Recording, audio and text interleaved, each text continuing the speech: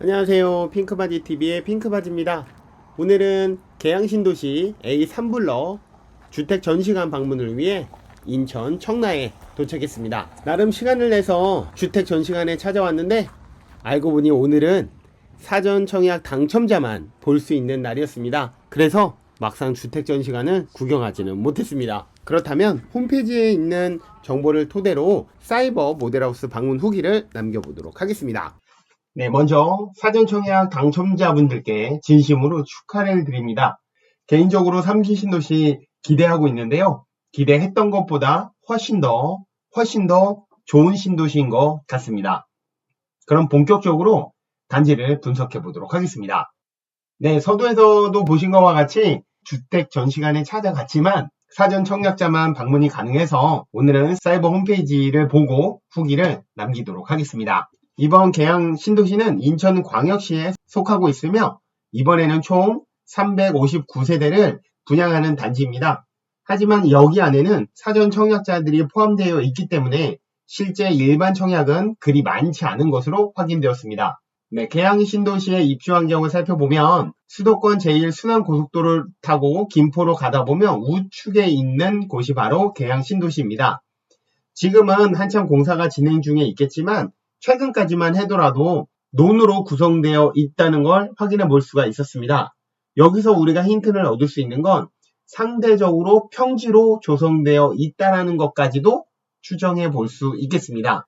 네, 자세한 주변 환경을 살펴보도록 하겠습니다. 여기 노란색 단지 안에 있는 것이 A3블럭인데요. 단지 바로 앞에는 초등학교와 중학교 부지가 예정되어 있습니다. 하지만 언제 개교를 할지는 정해지지 않았습니다. 따라서 향후에 입주가 진행되고 나서 어느 정도 계양신도시의 인프라가 구축이 되면 이 초등학교와 중학교가 가장 먼저 개교가 될 것으로 예상해 볼 수가 있겠습니다. 보통 신도시라고 하면 넓은 땅에 하나 둘씩 들어오는 단지들을 채우게 될 텐데요. 그러다 보니 인프라 시설이 상대적으로 뒤처질 수밖에 없습니다. 하지만 이번 A3블럭의 경우에는 바로 위에 있는 동양주공아파트 및 한진 해모루 아파트 앞에 있는 인프라를 당장 사용할 수 있기 때문에 여타 다른 신도시처럼 처음 입주한 단지가 아무런 인프라 시설이 없는 것보다는 유리한 위치에 있을 것으로 예상이 되는 바입니다. 공급 호실 및 방향을 살펴보도록 하겠습니다. 위쪽으로 북쪽이기 때문에 대부분의 타입에서 남서양 또는 남동양을 바라보고 있습니다. 어느 타입에 걸리든지 다 남동양과 남서양 일조량은 풍부할 것으로 예상이 되는 가운데 전체 공급 호실을 살펴보면 신혼 희망타운으로는 전체 359세대를 분양합니다. 그중 사전 청약자 236세대를 제외하면 일반 공급은 123세대를 공급하게 되어 있습니다. 그래서 사전 청약자가 일반 공급자보다 훨씬 더 많기 때문에 사전 청약하시기 정말 잘했다라는 생각이 듭니다. 그리고 향후에 행복주택으로 179세대가 추가 분양을 하게 되면 전체 538세대로 구성된 단지라고 볼 수가 있겠습니다. 이번에는 동호수 배치도를 살펴보도록 하겠습니다. 네, 보시는 바와 같이 5A 타입, 5B 타입, 5C타입으로 구성되어 있습니다.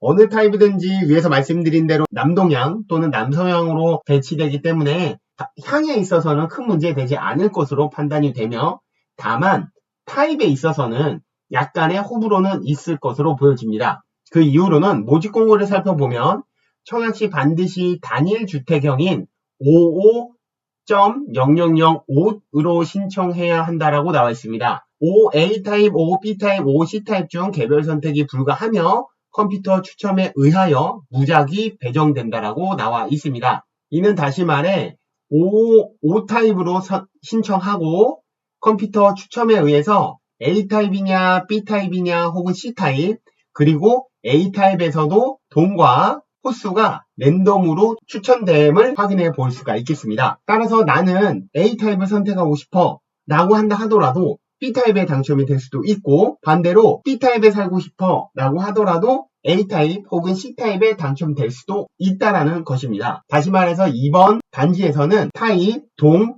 호수까지 모두 다 랜덤이라고 볼 수가 있겠습니다. 그러면 타입별 평면도를 살펴보도록 하겠습니다. 5A 타입은 마통풍 가능한 포베이 구조로 되어 있습니다. 하지만 알파룸이 그다지 크지 않다라는 점, 대략적으로 폭이 2m이기 때문에 성인 남자가 누워서 팔을 쭉 뻗게 되면 닿을 수 있는 거리라고 보게 된다면 알파룸으로는 추가적인 수납 공간으로 활용하는 것이 훨씬 더 좋겠다는 생각이 듭니다.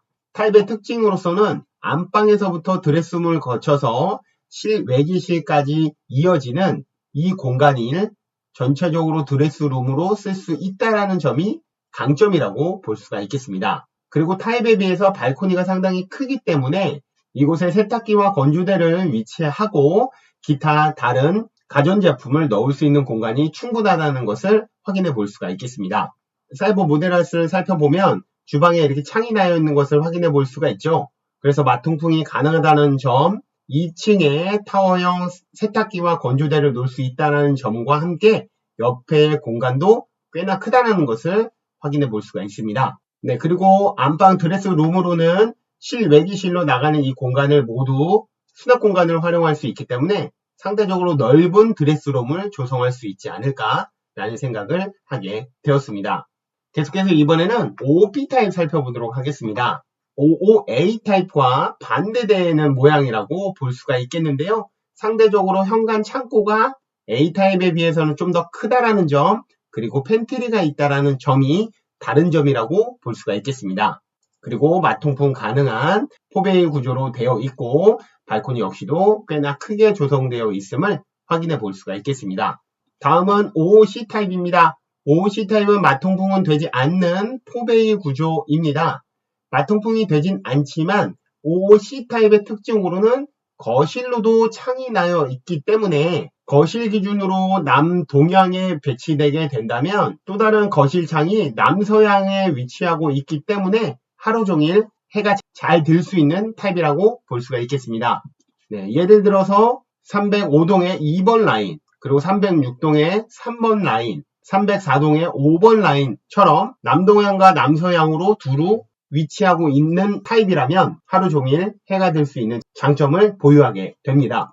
반면 드레스룸의 경우에는 공간적으로 본다면 기역자 모양으로 활용될 수밖에 없는 점을 생각한다면 상대적으로 A타입이나 B타입에 비해서 수납 공간을 추가적으로 마련해야 할 것으로 판단이 됩니다. 네, 실제 55C타입 드레스룸을 이렇게 살펴보면 컴퓨터 모니터 하나 정도 놓을 수 있는 공간이기 때문에 이것을 디귿자로 활용하기에는 공간이 너무 좁고 기역자 모양으로 수납 공간을 마련해야 되지 않을까라는 판단이 들었습니다. 자, 다음은 분양가입니다. 최고 분양가와 옵션을 살펴볼 텐데요. 5A 타입과 B 타입 그리고 C 타입의 각각의 분양가는 모두 4억대 초반임을 확인해 볼 수 있습니다. 여기에 확장비를 추가하고 옵션 에어컨을 더하면 최종 분양가는 약 4억 2천만 원 정도로 확인해 볼 수가 있겠습니다. 네, 오른쪽에 나가는 링크는 제가 과거에 3기 신도시 사전 청약 추정 분양가를 계산해 봤던 영상인데요. 당시에 A6블럭을 계산해 봤을 때 59A를 약 4억 원으로 분양가를 추정을 했었습니다. 이것과 비교한다면 55 타입이 분양가가 4억대 초반으로 나온 것과 비교한다면 그래도 굉장히 합리적인 가격으로 분양가가 조성되어 있다라고 판단해 볼 수가 있겠습니다. 네, 그리고 이번 단지의 경우에는 신혼 희망타운 전용 주택담보 장기 대출 상품에 꼭 가입을 해야 되는 상황입니다. 거의 대부분 의무 가입 상태입니다. 물론 분양가가 낮은 저층 그리고 마이너스 옵션을 선택하게 되면 총 분양 가격이 3억 6,200만 원 밑으로 떨어지기 때문에 선택적으로 다른 은행에서 주택담보대출을 받을 수도 있고 신혼희망타운 전용 주담대를 받을 수도 있는 상황입니다. 이 신혼희망타운 전용 주담대는 연 1.3%의 고정금리 그리고 30년까지 최대 70%까지 대출을 받을 수 있는 장점을 보유하고 있습니다.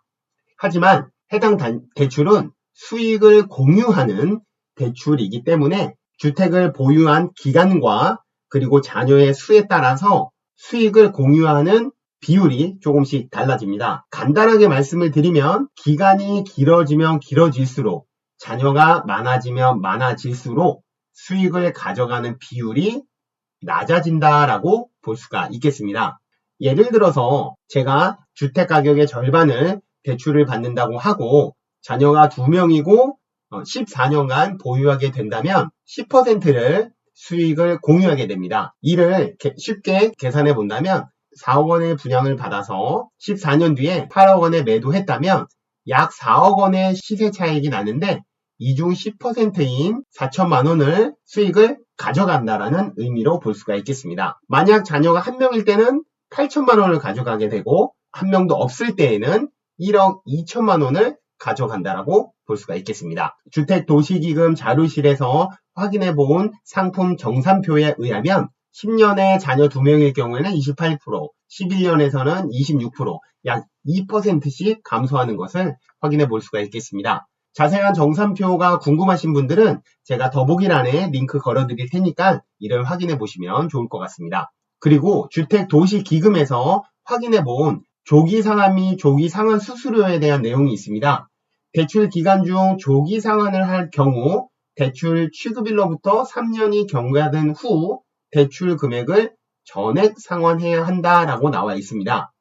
자, 이는 어떠한 것을 의미하냐면 예를 들어 제가 대출을 받고 1년 뒤에 어떠한 상황이 생겨서 주택을 매도해야 할 경우가 생긴다면 자녀가 2명이기 때문에 30%의 수익을 공유하고 이 대출을 정리할게 라고 할 수가 없다라는 것입니다. 거주의 의무는 없지만 대출이 3년 동안 반드시 유지해야 되기 때문에 대출 1년 차에 세를 놓게 된다면 2년 동안은 아무래도 대출이 남아있기 때문에 전세보다는 월세 세입자를 구해야 되지 않을까라는 판단이 들었습니다. 임대를 길게 가져가다 보면 대출의 기간도 자연스럽게 길게 가져갈 수 있기 때문에 대출의 기간이 길면 아무래도 수익을 공유하는 부분이 줄어들기 때문에 임대를 활용해서 대출의 기간을 늘리고 수익을 공유하는 부분을 줄일 수 있는지는 한 번 더 확인해 볼 필요가 있겠습니다. 이 부분은 제가 확인하는 대로 댓글을 통해서 여러분들께 말씀드리도록 하겠습니다.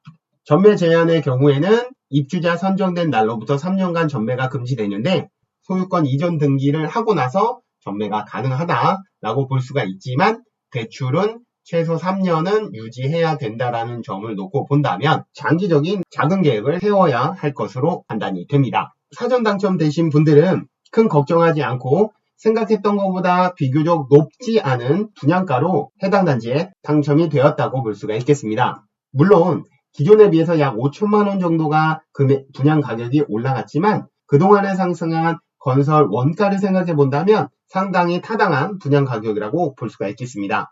이어지는 영상에서는 제가 왜 사전 청약 당첨자분들에게 축하의 말씀을 드렸는지에 대해서 추가 설명드리도록 하겠습니다.